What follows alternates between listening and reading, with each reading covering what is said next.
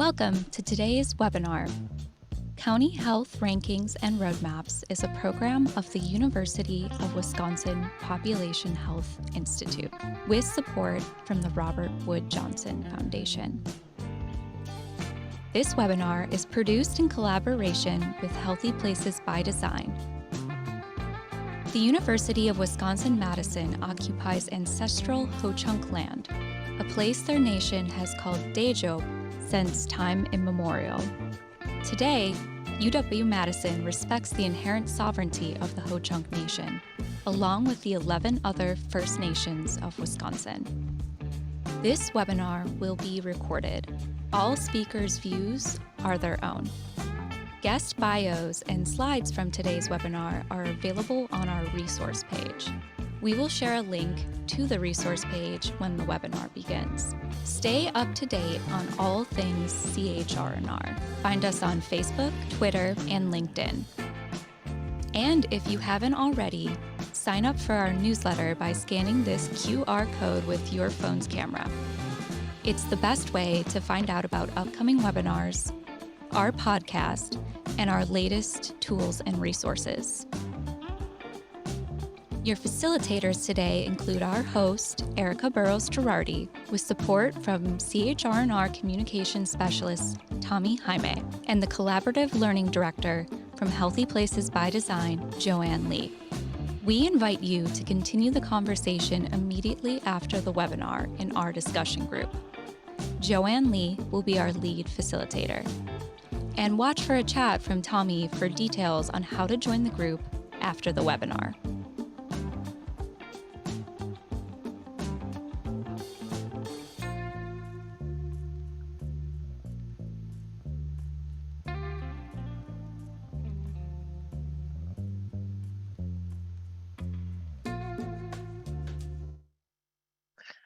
Welcome to the second webinar in a two-part series entitled Unjust and Unfair, Health Consequences of the Racial Wealth Divide. Hi, my name is Erica Burrows-Girardi. I am the Senior Outreach Specialist at County Health Rankings and Roadmaps, and I hope you all are staying cool. I want to encourage you to grab your water today because it is shaping up to be one of the hottest June 14th on record. So thank you for joining us today. And during this series, we've been exploring the reasons behind the racial wealth divide.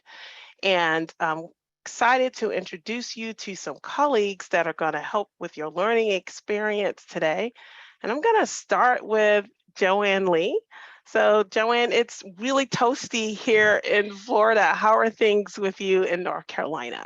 I think it's just as toasty here in Eastern North Carolina, but we're trying to stay cool. And I think this webinar will help us keep our minds off the heat. But it's so great to be here today for this exciting webinar. And thank you, audience, for being participants today. My role today during the live webinar will be to monitor the Q&A box. So you can go ahead and look for that in your Zoom menu, open up the Q&A box, and as questions come to you as you're listening to our presenters, you don't have to wait. You can go ahead and pop your question into the Q&A box, and I will be keeping track of the most common questions and queue them up so that we can address them during the Q&A portion of our webinar. And later, I hope to be seeing many of you in the post-webinar discussion group where you'll have time to dig deeper into today's topic, and you'll be hearing more details about that later. But for now, I want to introduce you all to Erin Shelton, and Erin's going to talk about the chat box and how you can engage with her there. Erin. Thanks, Joanne. Hi, everyone. I'm very excited to be here with you all today. I'll be chatting with you in the chat box. So when chatting, please be sure to use the drop-down box and choose Chat to Everyone before sending your message. This way, everyone can see your chat. If you have a question, please be sure to place it in the Q&A box where Joanne will help you out.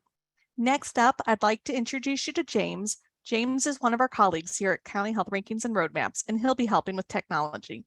If you have any tech issues during the webinar, please let us know in the chat. Hi, James.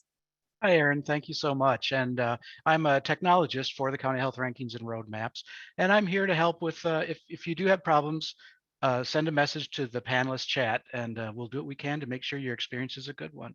I so enjoy these topics we present on, and I'm going to hand it back to you, Erica. Thanks, James, and thanks to my production team for helping us with the webinar today. Special thanks to Aaron Schulten, who's stepping in for Tommy, who is on vacation right now. So I hope that you all have been able to watch part 1 of the Unjust and Unfair series, which we presented in May, and it was called Why Wealth Matters to Your Health. If you haven't gotten a chance to see part 1, no worries. We're going to include a link to that webinar in your resource guide. You know, when we look at wealth by data and race and ethnicity, we see disparities that are quite frankly stunning. The Brookings Institute estimates that for every dollar of wealth that white people hold, Black people hold just 10 cents. The median white household wealth is around 188,000 compared to just over 24,000 for Black households. So in part 1 of the series, we learned more about that divide, like what caused it and why it persists. Michael Stevenson and Miriam Axel-Lute were our guests for that, and they did such a great job really laying out how this racial wealth divide occurred. So I really encourage you to take a look at part 1 if you haven't already. But today, we're going to actually explore 2 bold and innovative solutions to closing the racial wealth divide. So I'm excited to introduce you to the guests who are going to be sharing their expertise with us. Please join me in welcoming Shira Markoff.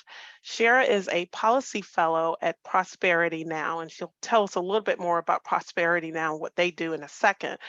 Today, Shira is going to share information about a new strategy called baby bonds. I love the way that sounds. Sounds so nice and cuddly. Hi, Shira, and thank you for joining us. Hi, Erica. Thanks for having me on today. Well, I certainly appreciate having you. And I also want to welcome Keyana Walston to today's webinar. Keyana is a project manager and management analyst with the city of Rocky Mount, North Carolina. And Keyana will be describing Rocky Mount's partnership with residents and businesses. This partnership is providing opportunity for lower income residents to purchase a home or to rehabilitate their home. And often because our greatest asset is in our home, their partnership has become a practical wealth building solution. So hi, Keyana, and thanks for joining us. Hi, Erica. Hi, Erica. Thank you for having me. Happy to be here. Absolutely. And you know what, Keyana, special thanks to you because when we were planning this webinar, Keyana shared with me that today is her birthday. And so I just want to thank her for spending time with us. And I said, Keyana, oh no, I can't have you on your birthday. And she said, no, every year on my birthday, I like to give back to the community. So this is my way of giving back. And Keyana, thank you so much. I couldn't agree more. This is going to be a wonderful way just to share your knowledge, expertise, and wisdom. I appreciate you. So here you see an image of the County Health Rankings model, which displays the multiple factors that impact our health. Income is one of those social and economic factors that sit at the foundation of our decisions about health. Income can either expand our access to health opportunities or limit it. And wealth goes beyond income. Wealth is definitely not income. So let's be clear. Wealth includes household assets, things like your home, savings, stocks, bonds, or other investments. All of that minus any debt. So keep in mind that amassing wealth takes time, so that even someone who has a relatively sufficient income may not be wealthy. Wealth, again, is not income. And wealth is important because it creates more opportunities to receive a good education, start a small business, live in a well-resourced neighborhood, buy a home that's free of hazards like lead, or access to health care. Wealth can also provide a safety net when things get tough. And then, wealth has this unique ability to generate more wealth. So it is important that we realize that wealth isn't income. And let's revisit this slide now that we have additional context of what constitutes wealth. So what we see here in essence is that Black households have assets that total just over 24,000, Hispanic households over a little over 36,000, and white households over 188. And this disparity that you see here is rooted in historical policies and practices that actually denied opportunities for non-white families to build wealth. The consequences of this unjust and unfair policies, or these unjust and unfair policies, because there are multiple policies that resulted in this, have had ripple effects. Studies show that those with greater wealth live longer and enjoy more positive health benefits. And then sadly, the converse is true, so that those with limited to no wealth don't live as long and tend to experience a lot more health problems. So this is an equity issue that can be solved. Um, and I should say an inequity issue that can be solved. I am so excited today that we're going to be exploring two solutions to help close this gap. And we have a special invitation for you. During the video, you heard about our discussion groups that follow our webinars, and you saw Joanne Lee share with you that she's going to be facilitating that. She does every month. And I can tell you, these discussion groups are engaging. They give you the opportunity to share with other people and learn from others. So I'm going to ask that you join us if you're able to. And Erin's going to be chatting out the information at the end of the webinar. So once you see that link, you can join us into the discussion group. And I'm happy to say that Shira and Keyana will be joining us as well. So, and you know what? Maybe we'll sing happy birthday to Keyana while we're there. But right now, I'm going to re-invite Shira back to the mic.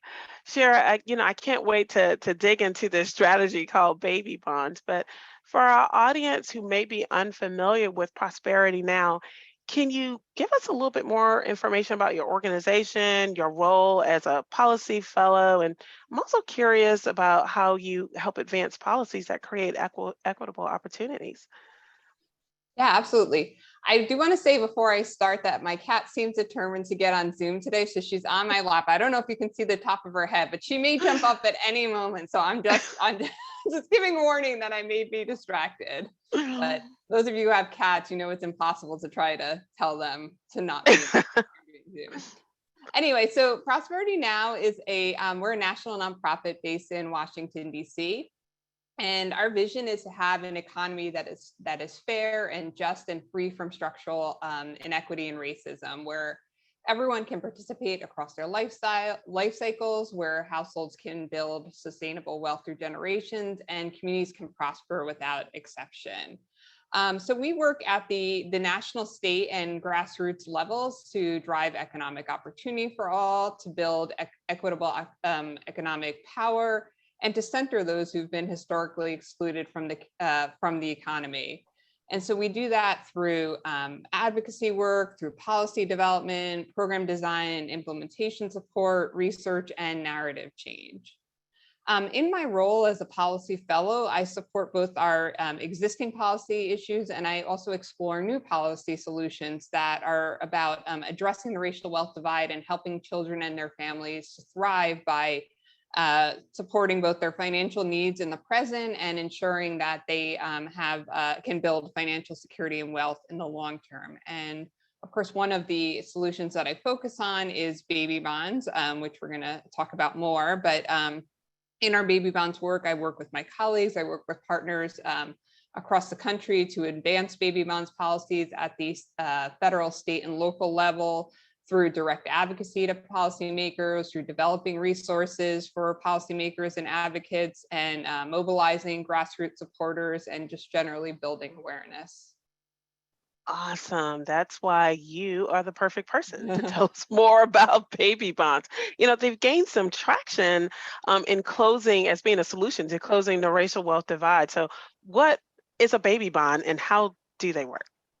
Sure. Yeah. Before I get into some of the specifics, I just want to kind of illustrate the why about baby bonds, and so I want to step back for 1 minute and think about the birth of a new baby, the arrival of a new baby into the world. And it's a time of a lot of excitement and hope, and kind of a time of seemingly infinite possibilities.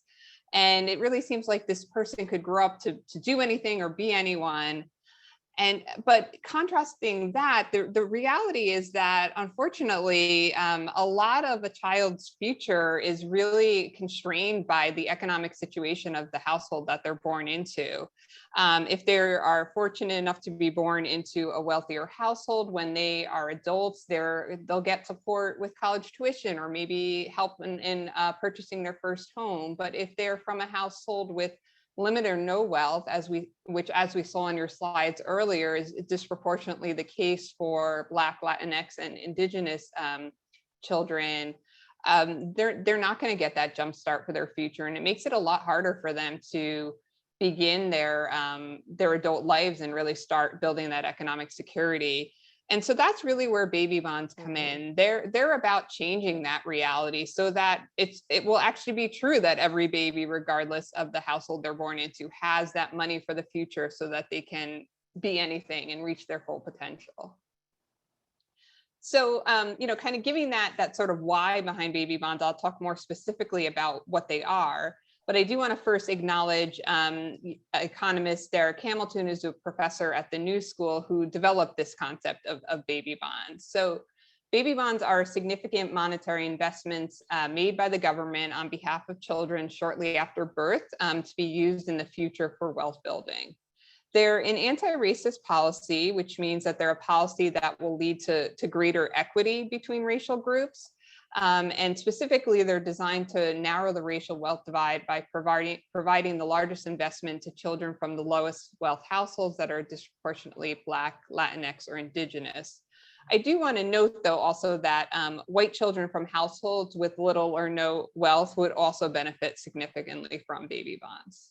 Right. It's really that, because of the fact that they're disproportionate, those without wealth are disproportionately Black and Latinx, it most likely would fall into that category, but it's really based on income and not necessarily skin color. So exactly, race and ethnicity.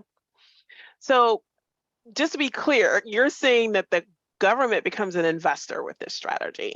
Yeah, I mean, that's exactly right. Basically, the government is investing in children's future, which I think is the right role for the government. And really what they're doing is specifically is making a deposit on behalf of children following birth, which could be either one lump sum or it could be annual investments. But either way, the most money is set aside for those children from households with the least wealth. The government then invests that money on behalf of the kids, and it grows over time until they're adults. And then when they become adults, they could use those funds to acquire assets that are things that are going to build the financial security and generate wealth over their lifetime, like a post-secondary education, a home, or starting a small business, or even putting money aside for retirement. And I want to repeat a statistic that I stated earlier. Currently, Brookings Institute estimates that for every dollar of wealth that white families hold, Black families hold just 10 cents. And the reason why I wanted to repeat that is because I want to dig a little bit more into how the baby bonds are actually closing that racial wealth divide. Yeah, so basically how the baby bonds close the racial wealth divide is through the government setting aside that money for particularly directed toward children from households with low wealth to start their adult lives. So essentially what we can think of baby bonds is startup capital for young adults from households with limited wealth who are disproportionately children of color, young adults of color. And it allows them to, purchase a home or to start a small business or in other ways to fully participate in the economy. And basically they're evening the playing field so that growing up in a lower income household doesn't mean that your opportunities are constrained when you become an adult. And we have some specific research, which is here on the slide. A study was done by Naomi Zudi, a professor at City University of New York. And she looked at if a national baby bonds program had been started in the mid 1990s, which would have benefited people ages 18 to 25 in 2015, we would have seen a significant decrease in the racial wealth gap from white households having about 15.9 times or almost 16 times the wealth of Black households to white households having only 1.4 times the wealth of Black households among households that would have participated in that baby bonds program. And so that's a really big difference in that. But I'll note, as great as baby bonds are, there are other policies we'd also want to have go along with them too to fully close the gap. So this isn't the only kind of be all and end all. There are lots of other things that should also be happening. Yeah, I agree with you. And it's a good time to mention that when we say that wealth certainly is tied to health, that there's a correlation there, it doesn't mean that someone who's wealthy is guaranteed to be healthy. But we do know that there is a very, very close relationship there between wealth and health. Mm-hmm. And I'm also struck by how quickly you are able to close that gap with a baby bond strategy. Remember earlier I was saying it takes time to amass wealth, but with this strategy, because the money is being invested from birth, it actually works pretty fast to close that gap. Yeah, that is Yeah. definitely correct. Mm-hmm. So where have we seen baby bonds implemented, and how would a state or jurisdiction benefit from issuing baby bonds? Yeah, so far, baby bonds policies have passed in 2 locations, in Connecticut and Washington, D.C., both passed last year. And in both locations, they're working on the implementation of the program over the next few years. So we'll see that roll out over the next few years. And their programs look a little bit different from one another, but both are basically aligned with what we at Prosperity Now feel are kind of some of the key elements that you need in a successful state and local baby bonds legislation. And we did lay this out in a paper that we published with Derek Hamilton earlier this year that I believe is in the resource guide. So, one of the pieces that's important is a significant amount of money. Of course, if we're talking about having money to purchase an asset, it can't just be a few $100s. So Connecticut invests $3,200, and then whatever earnings from birth accrue, then that also goes to that individual. In DC, there's only a $500 initial deposit, but then there's up to $1,000 annually on a sliding scale depending on income. So at the end, it could be $17,500 plus earnings. In terms of eligibility, both of these programs are very specifically targeted towards children from lower income households. So they use Medicaid eligibility as their criteria because that's something people are already enrolled in, and so they don't have to have a separate process. And so what they're able to do is automatically enroll children who are from those Medicaid eligible households based on birth records. And that's a really important component because we don't want children to be left out of this because their parents didn't hear about this new program, or maybe there are some challenges around, people who are have English as a second language, and so they may not understand the materials. And so that just ensures everyone can participate. And then the last piece is that the uses of funds should be focused on basically things that generate wealth over time. So Connecticut and DC both focus on post-secondary education, home purchase, and business investment. Connecticut also has kind of a blanket clause of other assets yielding long-term gains, which is helpful because there could be new opportunities to build wealth 20 or 30 years in the future. And then DC allows for saving, using the money for retirement or purchasing commercial property, which is important for a business. So, so that's kind of the overview of the programs. In terms of the second part of your question of what the long-term benefits would be, I mean, I think, you know, obviously it's early. We haven't seen the long-term benefits, but what we can imagine there would be is more economic activity in these places. So both DC and Connecticut have said that, you know, if you use this money, you need to purchase a home in our jurisdiction or start a business here. And so it's a way to ensure more young adults can participate in the economy and kind of spread that wealth in communities. We also would expect to see some decreases in economic inequality, especially by race, as we're evening that playing field for young adults. Yeah, sounds like such a promising strategy. I'm so excited about them. And I know that some in our audience would love to get more information about baby bonds. Some of these resources are in your resource guide. But Shira, can you just give us a real quick overview of what they will be finding in their resource guide? Yeah, so Prosperity Now has gathered a lot of resources on baby bonds, which you can find all of them at our website, and most of them are in the resource guide as well. We have a video, which is great for people who just want a quick introduction if you want to share it with anyone in your network. We do also have a paper and a brief for those who want to dig a little bit deeper in how to create a state or local baby bonds program. And then we have information on the federal legislation that has been introduced by Senator Booker.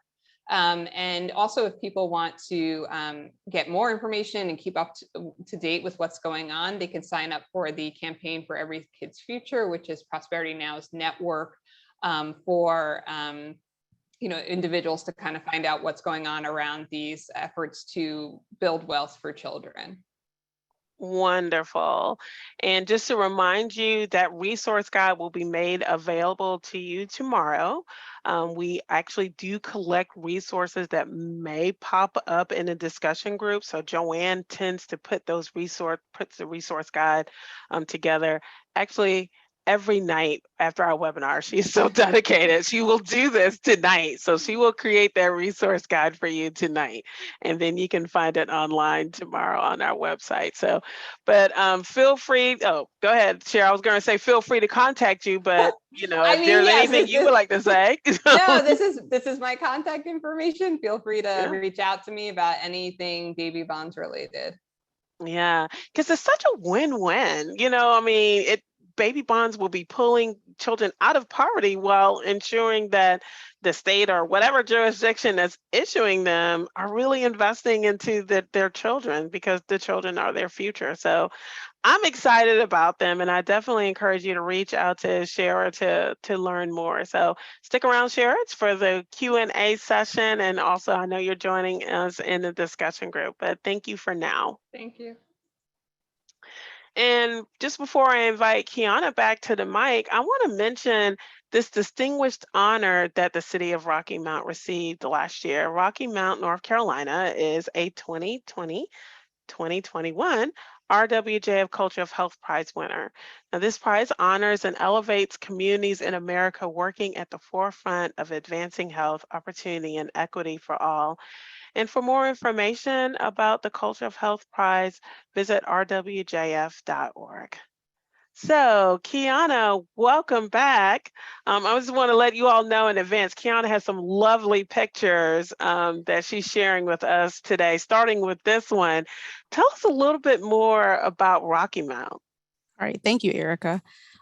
So this is our Douglas Block building, which is located in downtown Rocky Mount. But the city of Rocky Mount is in northeastern North Carolina, which is about 58 miles east of Raleigh. Rocky Mount has a population about 53,900 residents. The Tar River runs through the city west to east. Within the city itself, we're straddling the border between two counties, so Nash County and Edgecombe County. Rocky Mount was founded in 1867 and derived its name from the rocky terrain associated with the area. Some fun facts: Rocky Mount is home to famous notables such as renowned jazz pianist and composer Thelonious Monk, Negro Baseball League player Walter Buck Leonard, and Olympic gold medalist and Boxing Hall of Fame inductee Sugar Ray Leonard. And Rocky Mount saw its growth as a tobacco city in the late 19th century as a bright leaf tobacco grew into the soil of the region. Couple of stats. Rocky Mount is one of the few major minority cities in the US with 63% of the population being African American and 1/3 of the population being white. A pressing challenge that the city currently faces is lack of high paying jobs that result in poverty that comes from, of course, the lack of opportunity for quality employment. And then the last stat is the median household income based off the latest census is about $42,691. Yeah. And what, you were talking about how the city straddles two counties. What are some of the similarities and Right. differences that exist between the counties, and what are the challenges that Black residents are facing, with economic stability? All right. So pictured here is the Amtrak train. And so again, Rocky Mount straddles two counties. So on the right-hand side of the railroad tracks is Edgecombe County. On the left side is Nash County. And so to answer the first part of your question, I would say Rocky Mount is focusing on the betterment of the city as a whole and improving collaboration between the two counties, but recognizing there has been a lack of inequitable and historical investments on the Edgecombe County side. So due to differences in demographics, we're going to more so focus on the Edgecombe County side. Edgecombe County experiences higher rates of low weight birth rates, kidney disease, cardiovascular disease, diabetes, lower education attainment rates, less college degrees than the Nash County side. The Nash County side does have better school infrastructure. There are more food and health disparities on the Edgecombe County side. And then as far as the second question is concerned, there are fewer grocery stores on the Edgecombe County side, transportation challenges, job and education challenges, and of course, childcare are challenges as well. So Yeah. those, yeah. And I'm so excited because you clearly have laid out that there are multiple obstacles that residents are facing in Rocky Mount. But I know you all have done such a wonderful job, and we're going to talk a little bit about the strategies that you're using or implementing to actually help residents build some wealth. I will let you know though, Keyana, you probably saw me smile when you talked about the Amtrak train. And that's the reason was because I have such fond memories of taking the Amtrak train. We would always go up north in the summer to visit my family in New York, and we would take the Amtrak train. We couldn't afford to fly. But I do remember stopping at that station, the Rocky Mount station. So I And have such fond memories. it's still there. Yeah. So it's the Silver Star train number 92. I think that train actually still runs through Rocky Mount. So yeah. But we know that economic stability is fundamental to achieving our best health. So how did the city of Rocky Mount reach the conclusion that in order to close the racial wealth gap, the city had to play a role? Right. Well, so Eric, I think we must first understand that the city of Rocky Mount can't, actually close the gap. But what we can do is address disparities. And so there was a change in the city council leadership that headed up the initiative, with the change basically being the African Americans won majority seat council. And so our African American leadership was sensitive to the development of our inner city neighborhoods, and willing and wanting to address the issues, and with the realization of our limitations, which is money. So yeah. Mm-hmm. And so they came together to create this community wealth building program. How does it work? So we are in the very early stages of this program, but still, we are excited about this program. It's actually my baby. So, but the Community Wealth Building Initiative is committed to fostering equitable and inclusive development, benefiting all of our residents. And so it is a people-centered approach to improving communities with a goal of redirecting resources into the local economy while placing control and benefits into the hands of the residents. So let me dig into the concept a little bit. So a project initially is identified, or they look for a project. The neighborhood association then gets involved. And once the neighborhood association gets involved, they'll do some grassroots fundraising. So it might be personal investments or gifts from the neighborhood. It could be community events such as plate sales. But whatever grassroots fundraising they choose to do happens within the neighborhood association. Then the neighborhood association acquires the property. And then from there, they do renovation and construction. The property is then, of course, redeveloped. And then the goal is to sell the property to a homeowner within 80% area median income. And so again, the area median income as of the latest census was roughly $42,000. And then once we sell that home to a homeowner, the funds are then reinvested back and recycled back into the neighborhood association, hence creating the community wealth building initiative. I like that. So the neighborhood association is now in the flipping business. That's what you're telling us. But I love it. I love it because they do their own fundraising to get the properties. Then they renovate the property and then they sell it. And then they, this is pretty cool. Yeah. So what are the residents' responsibilities and commitment to the project? So our neighborhood associations have to have active leadership. We do have a council incentive grants, and so they would apply for funding to supplement their fundraising efforts through our council housing incentives. Of course, they fundraise through other sources. They provide volunteer labor, so such as masonry or plumbing that comes directly from within the neighborhood. They sell the redeveloped property, and then of course they reinvest the proceeds. And we'll talk about that a little bit later. And so the city of Rocky Mount provides funding for acquisition, renovation, construction, and then the staff, of course, provides technical assistance and project management. So a really, really nice partnership rather between the city and these neighborhood associations and then the residents who are actually Absolutely raising the funds and doing the work. Absolutely. That's absolutely beautiful. So now for the good part, let's check out with some of the work that's been done since the project has started. Right. All right. So our very first community, Berkshire community, is kind of like our model community so far, because again, we're still in the early stages.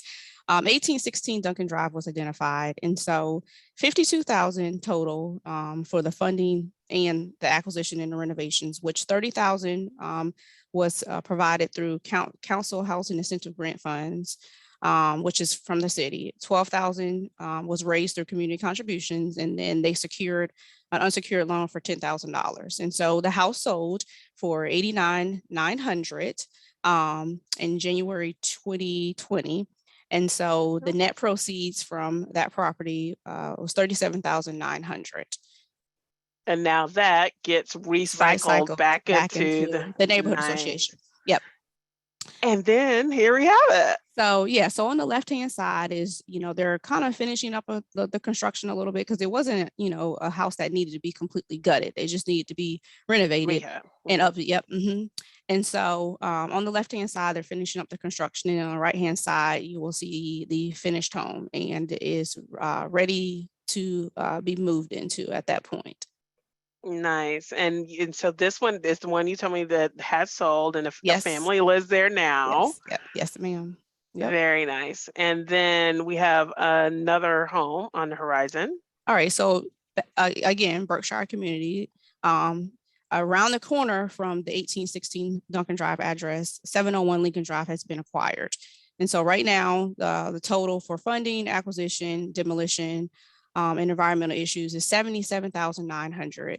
So to which $40,000 was gifted in council housing incentive grant funding. And then of course they have the $37,900 proceeds from the sale of 1816 Duncan Drive. And they are currently working on the new construction, and hopefully we'll have that completed within the next 6 to 8 months, just depending on the timeline for supplies and labor. And so again, they'll put that property on the market, sell it to a homeowner, and recycle those funds right back into the neighborhood association. Again, I'm sorry, go ahead. No, that's all right. Once again, creating the community wealth building initiative. And so what you see here is on the left is the 701 Lincoln Drive property that was not salvageable at all. And so we demoed the property. And so on the right-hand side is the before demolition and then after demolition. So right now it is an empty lot. But again, planning a 15 square hundred foot single family home that again should be finished in about 6 to 8 months. Yeah, I'm happy that because they had to, demolish the property didn't mean that they can't create a new structure. So I'm glad that that wasn't an obstacle and that they were able to get the funds to move forward on that. Yeah. The really cool thing about this is that, this is such a great example of how the community is coming together to lift all boats. That's the definition of equity, and everyone wins with this. The property values go up. You no longer have properties in your neighborhood that are, not maintained or falling apart simply because people don't have the money for the necessary repairs. So everyone wins with this Yes. project. Yes, So absolutely. um, let's talk about what's on the horizon for this project, and are you looking to expand this work? All right. So one of our other neighborhood associations around the Y neighborhood has acquired 511 Buena Vista. And so right now, $132,000 has been spent on acquisition and renovations. And so $130,000 was granted to Around the Y for through our council housing incentive grant funding. And then the community contributed $2,000. The home was purchased for $32,000 and the renovations are upcoming. So again, this is another neighborhood association that is on board to participate in the community wealth building program. And we have even more neighborhood associations that will get on board to be a part of the community wealth building program. And so again, very excited to, put the wealth back into the community. Right. I love it. I absolutely love it. And so thank you so much for sharing this information, Keyana. And, if you'd like to contact Keyana for more information, here's her contact information. Don't worry about writing it down because you can get a PDF of the slides on the resource page for this webinar. So, and Aaron's already chatted out that resource page link. And Aaron, if you can just chat that out again, and then that way you can make sure you get her contact information as well as Shira's. So, we'd love to hear from you and the audience because we're curious if you think that you could use either of these strategies, baby bonds or home rehabilitation or that type of, and the partnerships. I think that's what really stands out for me with this story that we're hearing out of Rocky Mount are those partnerships. So James is going to launch a poll and just let us know if you think that that you'd be able to use these strategies, or if you feel like at least your understanding of the strategies have been deepened by the webinar today. Your response is anonymous, by the way. You're not sharing the results. We're just curious if you feel the resources are practical, and if you do think you could use those strategies, would you please put in the chat what challenges or obstacles you think you would encounter if you did implement these strategies? This helps us to better understand the waters that communities must navigate to implement equitable opportunities at the local level.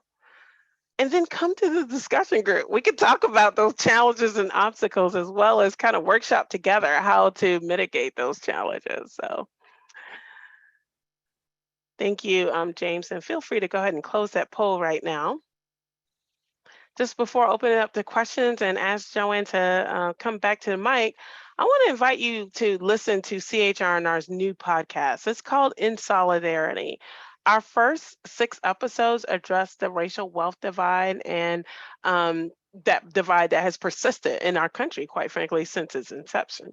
So if you are looking for more bold, more courageous solutions to the racial wealth divide, check out In Solidarity wherever you listen to your podcast. And be sure to also let us know what you think about it. Okay, Joanne, tell us what questions have been bubbling up.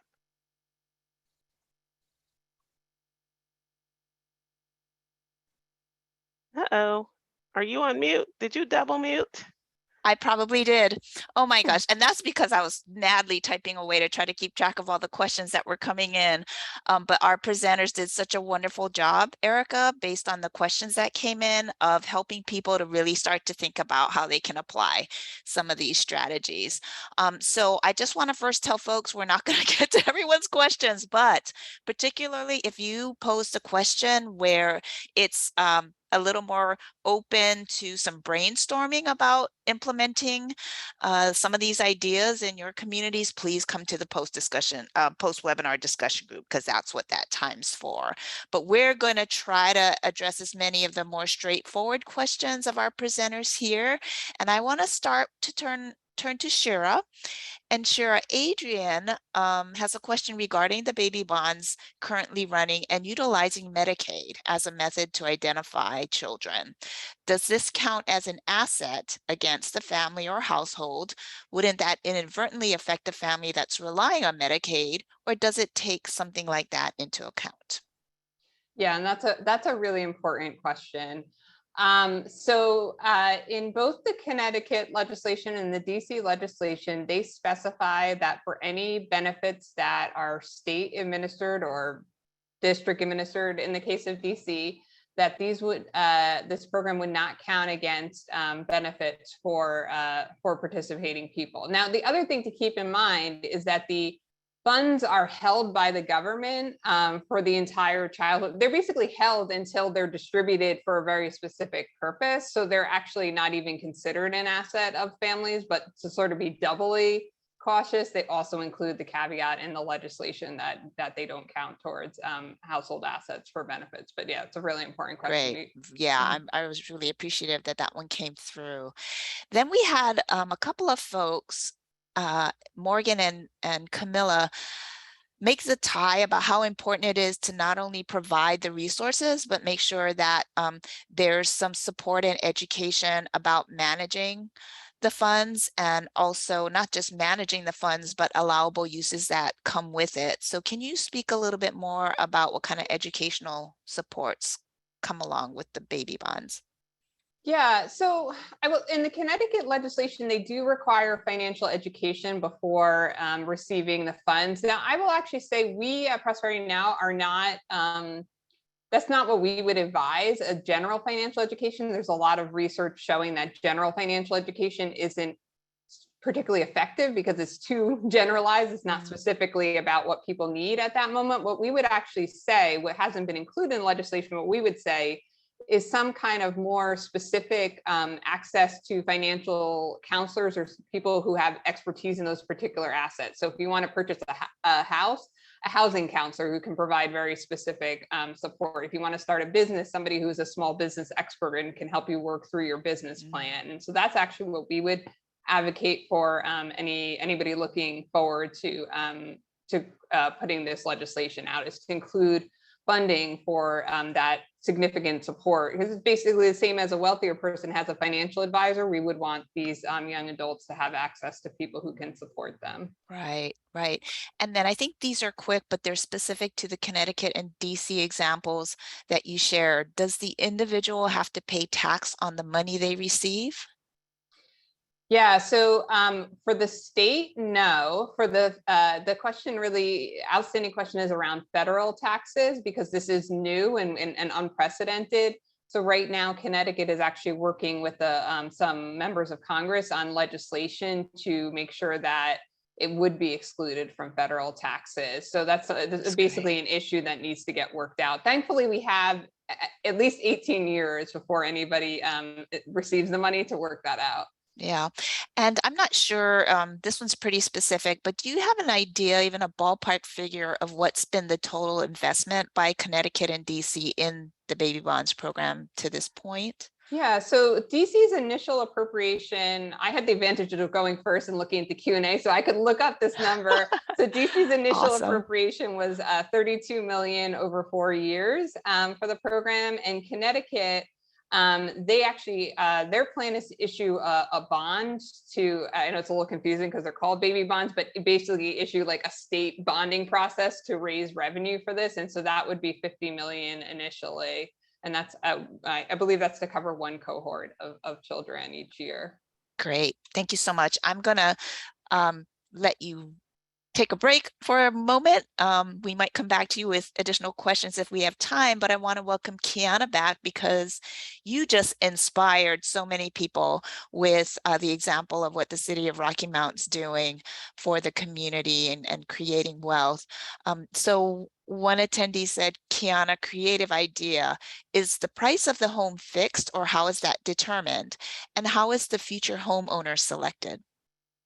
Right. Okay. So the price of the home, so the funding sources that they use, we do not get involved with as far as the financing is concerned. We do recommend that they do a fixed rate for their financing, but we don't get involved on that side of it. And again, the home that was sold at to 80% within the 80% area median income. And so with that being said, I would definitely assume that the financing that took place was a fixed rate.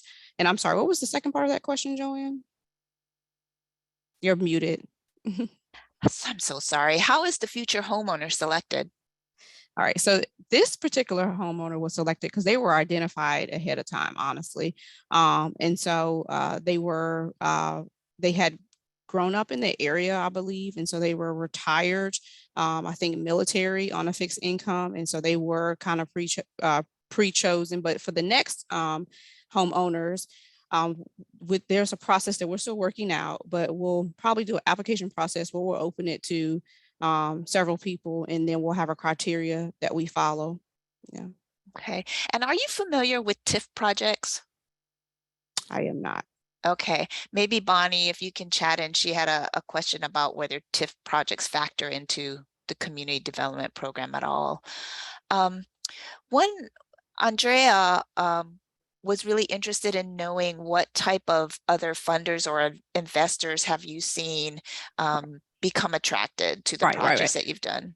And I didn't discuss that. We do have some partnerships in play where we have had several corporations that have come forth who want to invest their dollars into the program. I just have chosen to leave their name out of the presentation just because we have not completely signed the contracts yet, but we do have several investors that are interested in investing the funds back into the Edgecombe County side for sure, as we have several corporations who have employees that live on the Edgecombe County side, and it's important for them to provide affordable housing to their employees. Mm-hmm. Okay, so tax incremental financing. Are you? And so I don't get involved in the financing side of it. And so I don't know that I would be able to answer that question. Yeah. Okay, fair enough. I'm more on the project side. Fair enough. Erica, how much time do we have? You have time for one more question. All right. Well, I will welcome Shira back, and Malcolm was very thoughtful and had a few questions, and I'll just sort of read them off. Are baby bonds ever connected to conditional cash transfers? If so, what have the results been? They have not been. So conditional cash transfer programs are usually ones in which people receive money for completing a certain action. And then there also are guaranteed income, which are actually the opposite of unconditional, and people just sort of receive a certain amount each month. So they haven't been directly connected. I will say that there have been some proposals for linking guaranteed income and baby bonds, because, and I would very much support those, because the idea is that you're linking a long-term thing to benefit children with something that supports their family in the short term. And so addresses, in fact, one of the criticisms of baby bonds, which is, what about the fact that families need money now? So so that is, that's a great connection to make. Yeah. It just hasn't happened in real life yet. Right. Our audience has been so thoughtful with these questions, and I'm really excited because, again, they're thinking about how this might apply in their own communities. So again, folks, I know there are lots of questions that we didn't have time to address, but please come over to the post-webinar discussion group and we'll field as many as we can. Shira and Keyana will be with us. Back to you, Erica. Thank you so much, Joanne, because I know you're heading over to the discussion group and we will see you soon. The one thing I want to add to what Keyana was saying about those business partnerships, I know they're still negotiating which businesses are going to do what and how much they're going to give. But I'm so glad that you brought up the fact that businesses have a role in this, because they absolutely do benefit when their workers can afford housing. Because when they can't afford housing, they either leave the area to go somewhere else, or they're so focused on trying to get housing that they can't even get to work and stuff the way they need to. So it's just a win-win for everyone. So thank you so much for the great questions that you all have had. Please share your thoughts on today's webinar. Erin is chatting out a link to a brief evaluation in the chat. And it would be terrific if you could click on the link and check out, or at least complete, the evaluation later after the webinar. We actually do look at your feedback closely, and we use it to improve our webinars and help choose topics. So thank you in advance for sharing your thoughts with us. Now, you have been, for some of you rather, you have been through this two-part webinar series called Unjust and Unfair. And I want to thank you for being a part of it. And I know that right now you're probably thinking about, how can I uncover some of the wealth divides in my community? Or how can I manage some of these equity obstacles? So what if I told you there was a tool that you can use to track indicators and show how communities are doing on key measures or inclusive prosperity? Well, there is one. There is a tool, and it's called the National Equity Atlas. Some of you may have heard about the National Equity Atlas before, but I will tell you, I've been wanting to feature the National Equity Atlas on one of our webinars for years. So I'm so excited that next month, Damon Drummer and Jennifer Tran from PolicyLink will be here to tell us more about how you can measure equity with this tool. And so please make sure that you are here and going to join us next month. That'll be on July 19th. I'm so excited for that webinar. So make sure you're a part of it as well. Don't forget about the discussion group. Erin, if you would right now, go ahead and chat out the link to the discussion group. You will need to answer a couple of questions, and then you will be admitted to the discussion group. So hope to see you there in a few minutes. Please do stay in touch with us. We have a presence on Facebook, Twitter. We are now on LinkedIn. And the best way to find out about our new tools and resources is to sign up for our newsletter. And you will also get information about upcoming webinars and what's happening with the In Solidarity podcast. So make sure you do that. So special thanks to Shira Markoff and Keyana Walston for sharing their expertise with us, and much appreciation to the production team for all you do, so much, all the hard work you do every month for our webinars. And to all of you who work so hard to create equity in your communities, thank you for all that you do. And I will see you in the discussion group, or I will see you next month. Have a good afternoon.